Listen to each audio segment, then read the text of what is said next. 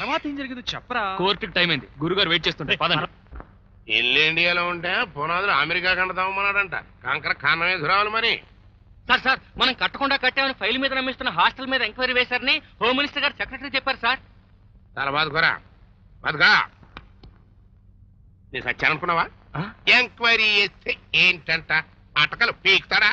వచ్చే enquiry officer చాలా strict officer అటండి. పెనం మీద అట్టేం కదూ. వినపట్లేదు సార్. నేను మాట్లాడలేదు సార్. జీప్ వచ్చేస్తానండి. రాని ఇదే sir hostel survey number. Number సరేనయ్యా, హాస్టల్ ఏది?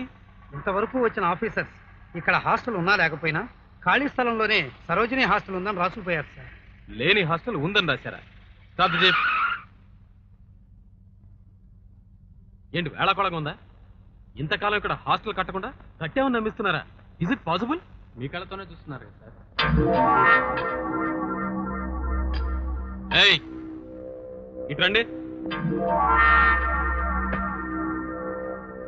ఏంటండి సరోజిని హాస్టల్ ఎక్కడ? అదిగో కనపడ్డాలా? వీడు వాచ్మెన్, వీడు వార్డెన్, నేను ఇన్ఛార్జ్. Shut up.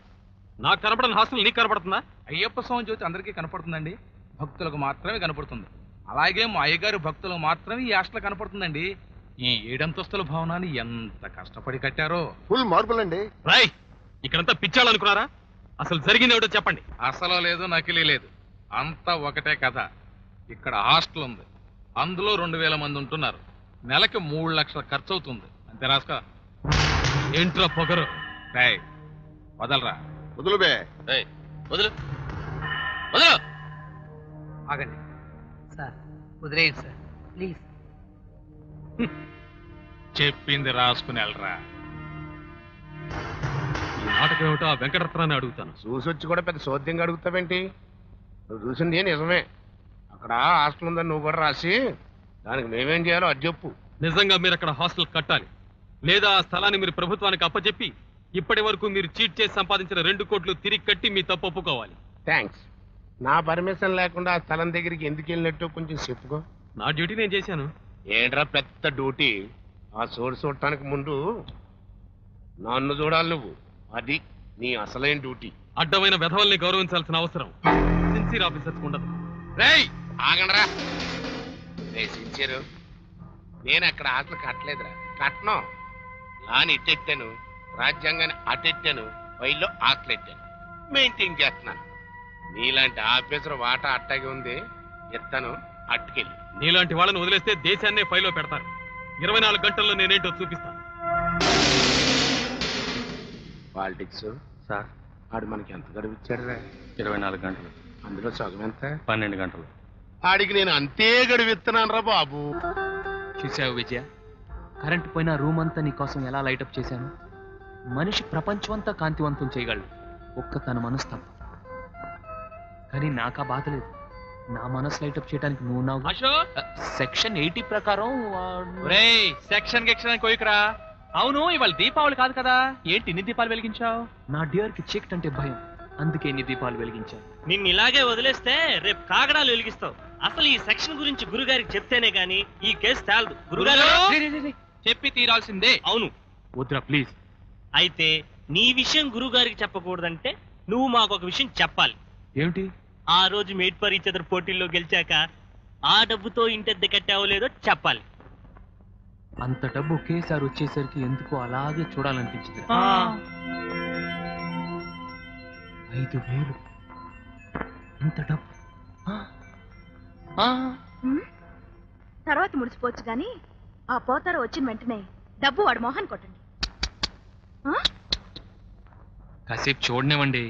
అదేమిటోనండి, డబ్బు రాకముందు ఇవ్వాలనిపించింది, వచ్చాక ఈ బుద్ధి కట్టలేదు. అదేమిటో.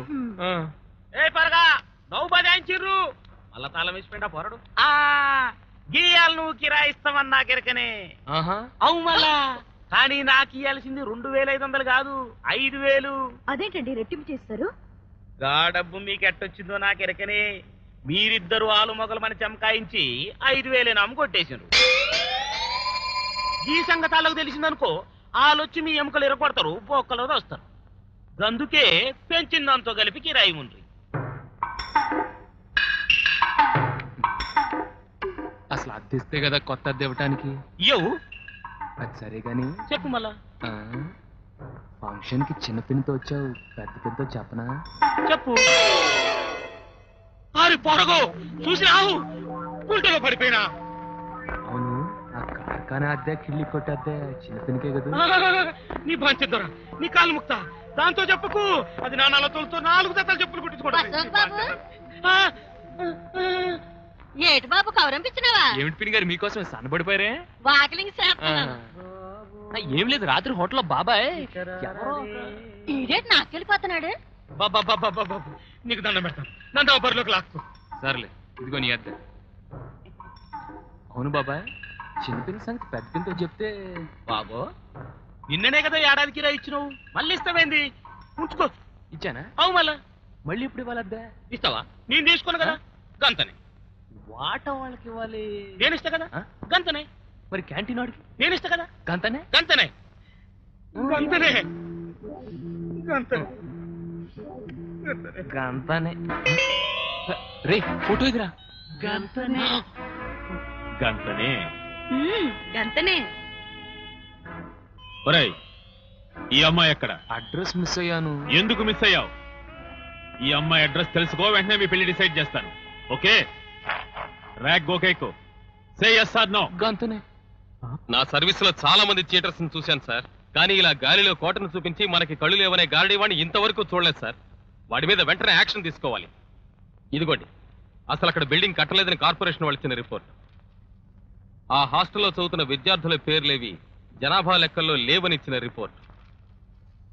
ఆ బిల్డింగ్ కి ఎలక్ట్రిసిటీ కనెక్షన్ ఇవ్వలేదని ఎలక్ట్రిసిటీ బోర్డు వాళ్ళు ఇచ్చిన రిపోర్ట్.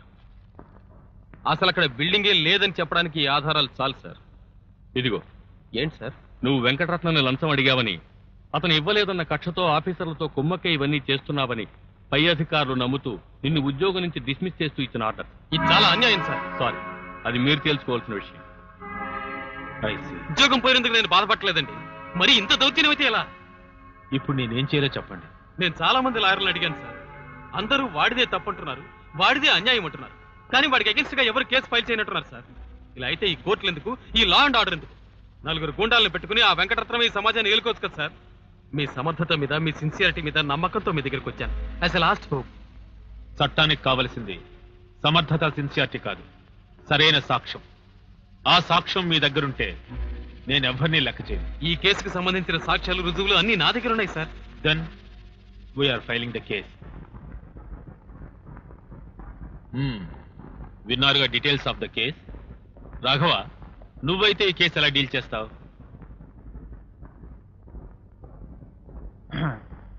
ఈ కేసులో మేము ఎప్పుడో ఒక నిర్ణయానికి వచ్చేసాం.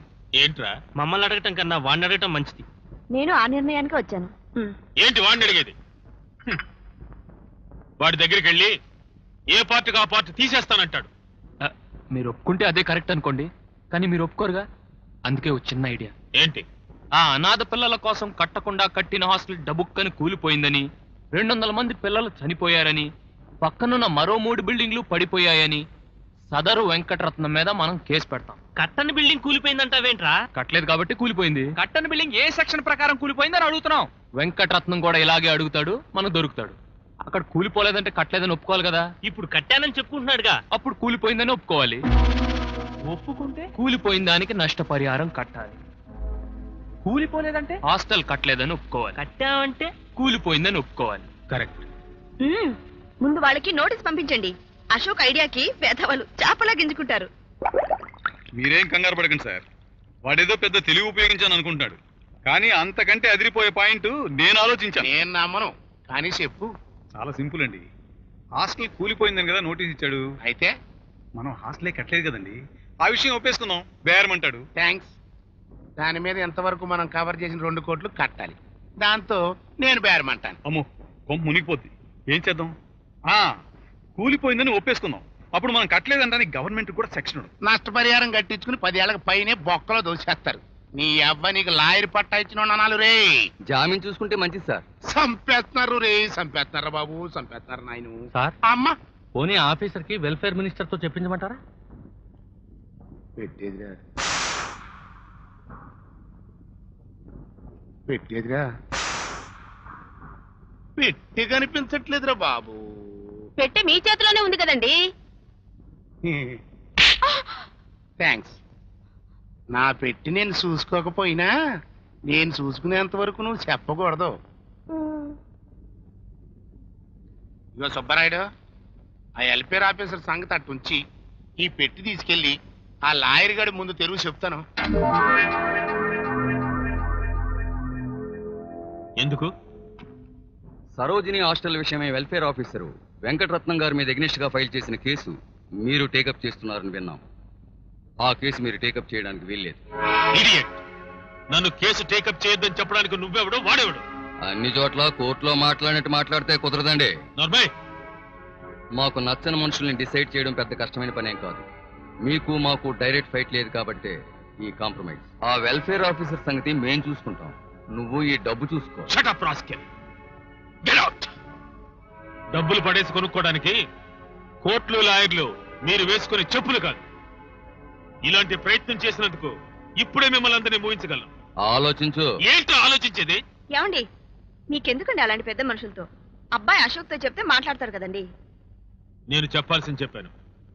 ఎవరే మాట్లాడుకుంటారో మాట్లాడుకోండి. ఎవరేం మాట్లాడుకుంటారో మాట్లాడుకోమన్నారు.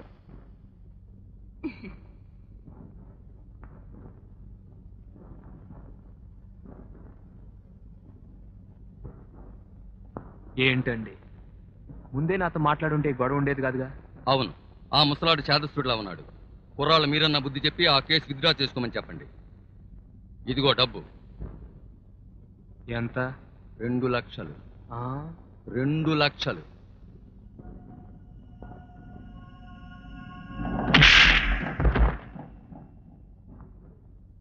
కొట్టింది అతనైతే మీకెందుకండి బాధ? రాజుగారి గుర్రానికి గాడి తన్నిందనుకో, రాజుగారిని తన్నినట్టే కదా. వీడి పెక్క కుక్క కరిసిందనుకో, నా పెక్క కరిసినట్టే కదా. బిగుసుకుపోయి లెక్క బొమ్మలాగా సూపేంట్రా బాబు. నువ్వు చాలా అదృష్టవంతుడు రా సెక్రటరీ. 2 లక్షలకి 2 ఇచ్చాడు. అదే 10 లక్షలు ఇచ్చి ఉంటే నీ అడ్డుపడి వచ్చేదిరా. మీరు చెప్పింది చేశాను గనక వాడు బతికాడు సార్. నేనే డెసిషన్ తీసుకుని ఉంటే వాడు డెడ్ బాడీ వచ్చేది.